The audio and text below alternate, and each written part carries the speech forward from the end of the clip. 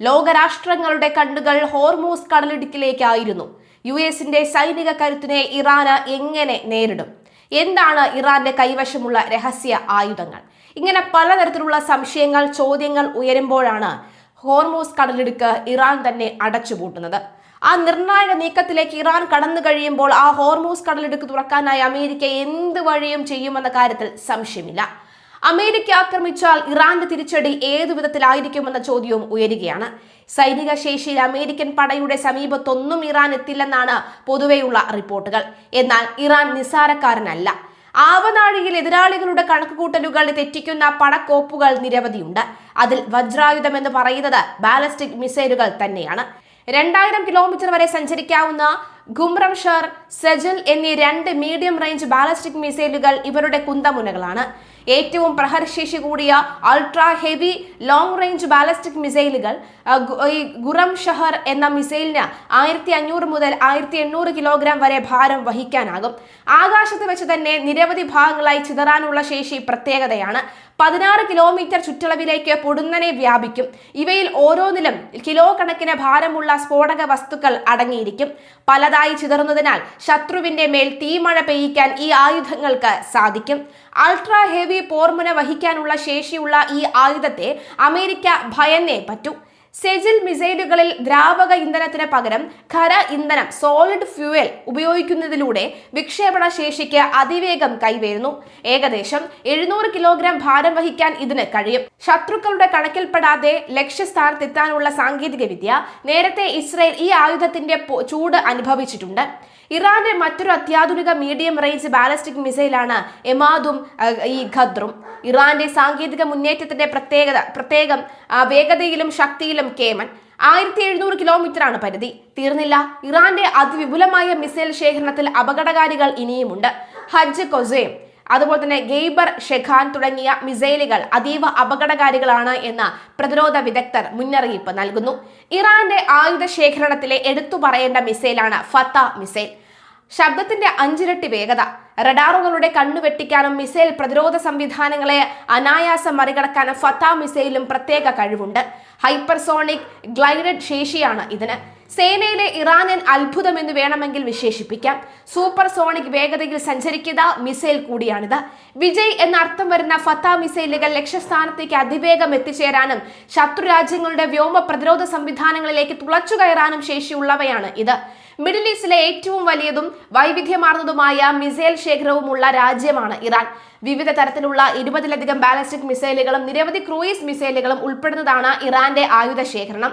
Shahab 1, Shahab 2, ഖിയാം 1, Hormuz series, Shahab 3, ഖദർ 1 ton, അതുപോലെ തന്നെ ഗൈബർ ഷെഖാൻ തുടങ്ങിയവ ഇറാന്റെ പ്രധാന മിസൈലുകളിൽ ചിലതു മാത്രമാണ്. 2 രാജ്യങ്ങളുടെയും സൈനിക ശേഷി പരിശോധിക്കുമ്പോൾ ഓരോരുത്തർക്കും അവരുടേതായ ശക്തികളും ദൗർബല്യങ്ങളും ഉണ്ട്. അമേരിക്കയ്ക്ക് സാങ്കേതിക വിദ്യയിലും വ്യോമാക്രമണങ്ങളിലൂടെയും വ്യക്തമായ ആധിപത്യം ഉണ്ടെങ്കിലും ബാലിസ്റ്റിക് ക്രൂയിസ് മിസൈലുകൾ ശേഷിയാണ് ഇറാന്റെ കരുത്ത്.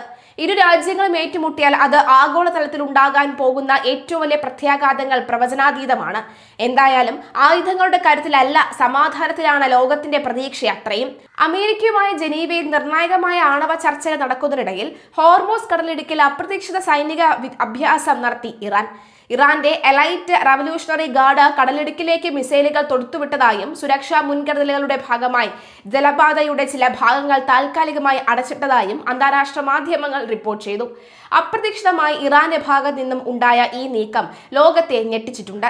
ഇറാന്റെ തീരപ്രദേശങ്ങളിൽ നിന്നും കപ്പലുകളിൽ നിന്നും വിക്ഷേപിച്ച മിസൈലുകൾ ഹോർമൂസ് കടലിടുക്കിലെ നിശ്ചിത ലക്ഷ്യങ്ങളിൽ കൃത്യമായി പതിച്ചുവെന്ന് ഇറാനിലെ തസ്നീം വാർത്താ ഏജൻസി റിപ്പോർട്ട് ചെയ്തു.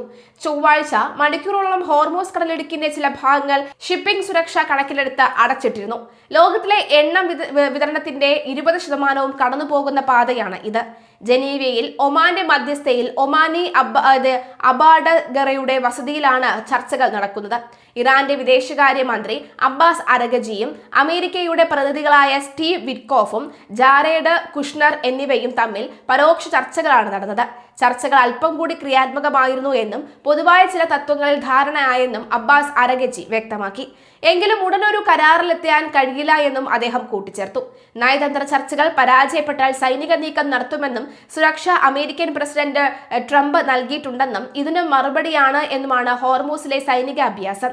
യുദ്ധക്കപ്പലുകൾ അപകടകാരികളാണ്, എന്നാൽ അവയെ കടലിന്റെ ആഴങ്ങളിലേക്ക് താഴ്ത്താൻ കഴിയുന്ന ആയുധങ്ങൾ അതിലും അപകടകാരികളാണ് എന്ന് ഇറാന്റെ പരമോന്നത നേതാവ് അയത്തുള്ള അലി ഖമനേയി മുന്നറിയിപ്പ് നൽകി. ഇതാദ്യമായാണ് ഇറാൻ ഹോർമൂസ് കടലിടുക്കിൽ അടച്ചിട്ടിരുന്നത്. ഇറാനിലെ ഭരണവിരുദ്ധ പ്രതിഷേധങ്ങളെ അടിച്ചമർത്തുന്നതിനെതിരെയും ട്രംപ് രംഗത്ത് വന്നിരുന്നു. ആക്രമിച്ചാൽ തിരിച്ചടിക്കുമെന്നായിരുന്നു ഇറാന്റെ മറുപടി. അതേസമയം ട്രംപിന് ഭീഷണിയുമായി ഇറാന്റെ പരമോന്നത നേതാവ് അയത്തുള്ള അലി ഖമനേയും രംഗത്തെത്തി.